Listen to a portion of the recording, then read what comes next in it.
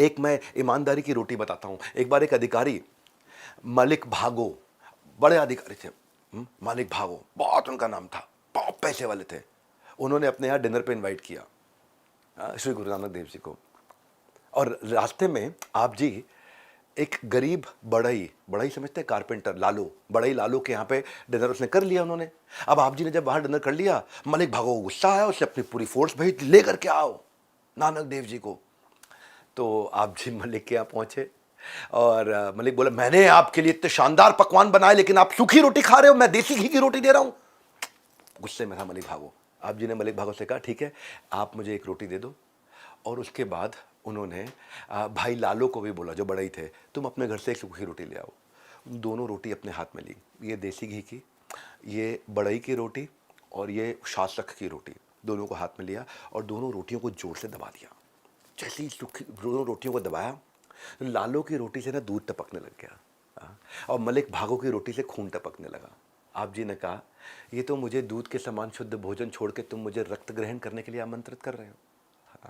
मैं इसे कैसे स्वीकार कर सकता हूँ। बड़े शांत मन से उन्होंने बड़े प्रेम से अपने इस मैसेज को दिया। क्या मैसेज दिया? हिल गया वो। क्या मैसेज दिया कि तुमने, तुम्हारी गलत जो कमाई है ये लोगों का खून चूस के बनाई है। और बाद में जो बड़ई भाई लालो थे वो कई बार उनके साथ में दिखे और उनका जो घर था उसको धर्मशाला बना दिया, बाद में वो गुरुद्वारा भी बन गया, गुरुद्वारा खोई भाई लालो, लालो का कुआं आज भी वहीं पे है जिसका पानी इस कुएं का आज तक नहीं सूखा है। भाई लालो का इंटेंट था भूख मिटाना और मलिक भागो का इंटेंट था शान दिखाना। यहाँ इंटेंट को उन्होंने समझाया। आपके लिए, मेरे लिए बड़ा इंपॉर्टेंट लेसन है ये कि इंटेंट, ये जो संस्कार आए हैं ना सिख धर्म में, ये यहीं से आए हैं। ये हर्षद मेहता हो, अब्दुल करीम तेलगी हो, शार्प माइंड थे पर इंटेंट सही नहीं था। कीरत करना के पिलर से इतना दूर चले गए कि आखिर में ना अपनों ने साथ दिया ना उनके खुद के पैसे ने साथ दिया, किसी ने उनका साथ नहीं दिया। ये था कीरत करना, ये डाला है संस्कार के अंदर। सिख धर्म का जो फाउंडेशन है, जो पिलर है, जहां से सिख धर्म आया है, ये संस्थापक हैं। तीसरा पिलर दिया उन्होंने नाम जपना, नाम जपना, चैंटिंग की शक्ति। चैंटिंग की शक्ति नहीं तो खूंखार डाकू को महर्षि वाल्मीकि बना दिया, मरा मरा से राम राम तक पहुंच गया। प्रहलाद ने भगवान का नाम जप के ओम नमो भगवते वासुदेवाय, और उसके बाद ही भगवान नरसिंह ने उनकी रक्षा करने के लिए हिरण्यकश्यप से। द्रौपदी ने भी जब भगवान का स्मरण किया तो दुशासन से कृष्ण ने आके उनके दुराचार से बचाया उनको। Chant the name of God के दो मतलब है, एक भगवान के नाम का जप करना और एक भगवान की इंस्ट्रक्शंस का जप करना। जैसे भगवद गीता भी पढ़ते हैं, गुरु ग्रंथ साहिब पढ़ते हैं, उनकी इंस्ट्रक्शंस को फॉलो करते हैं, तभी आपको राइट आउटकम, वही है यूनिवर्सल ट्रूथ। तो लाइफ में ये जो रूल्स बनाए हैं जो ऊपर वाले के, वो रूल्स को पढ़ना, वो कमांडमेंट्स को पढ़ना, वो भी नाम जपने के समान है। नाम जपना तीसरा इंपॉर्टेंट पिलर। इसलिए कहा जाता है, देखिए आप अगर क्रिश्चियनिटी में देखोगे, thou shall chant the holy names of the lord.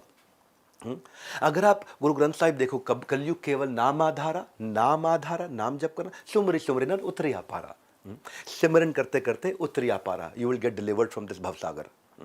अगर आप वैदिक धर्मों को देखोगे, हरेर नाम हरेर नाम हरेर नाम एव केवलम कलो नास्ति एव ना अस्ति एव ना अस्ति एव गतिरन्यथा। 3 बार बोला हरेर नाम हरेर नाम हरेर नाम, ना अस्ति एव ना अस्ति एव ना। 3 बार बोलने का बड़ा महत्व होता है। कबूल है कबूल है कबूल है 3 बार बोलते हैं ना, भूल ना जाए आदमी। तलाक तलाक तलाक, बड़ा 3 बार बोलने का रेलेवेंस समझा रहा हूं मैं। नमाज अदायगी के बाद जब दुआ करते हैं तो अल्लाह को अलग अलग 99 नामों से पुकारा जाता है, हर जगह नाम। तो ये जो है ना, ये तीसरा पिलर बड़ा इंपॉर्टेंट है। जैसे अर रहमान, अर रहीम, अल मलिक, तो ये क्या है? अल जबर, ये अलग अलग नाम हैं। और ये जब आप भगवान के नामों को पुकारते हो या उनके इंस्ट्रक्शंस को रिपीट करते हो तो आप प्यूरिफिकेशन होता है। तो केवल भगवान नाम के जाप से ही संसार से मुक्ति मिल सकती है। समुद्र को पार लगाने के लिए पर्याप्त है अपने आप में। जाप से दूर रहते पाप हैं और महसूस होता है अपने आप एक डिवाइन एनर्जी आपके साथ है। सो गुरु नानक देव जी की जो लीलाएं हैं, जो उनकी कहानियां, उनके चमत्कार, उनकी सीख, उनके कमांडमेंट्स हैं, ये केवल एक धर्म तक सीमित नहीं है। Compassion, community service, companionship, Guru Nanak Dev ji की फिलॉसफी आज दुनिया के टॉप इंस्टीट्यूट से पढ़ाई जा रही है। आज गुरु नानक फेलोशिप इंट्रोड्यूस करी गई है ऑक्सफोर्ड यूनिवर्सिटी में। ये तो कॉलेज की बात है, मैं तो कहूंगा हमारे देश के अंदर गुरु नानक देव जी के बारे में स्कूल में कैरेक्टर बिल्डिंग के लिए एक सब्जेक्ट पढ़ाना चाहिए। क्यों नहीं पढ़ाते हैं?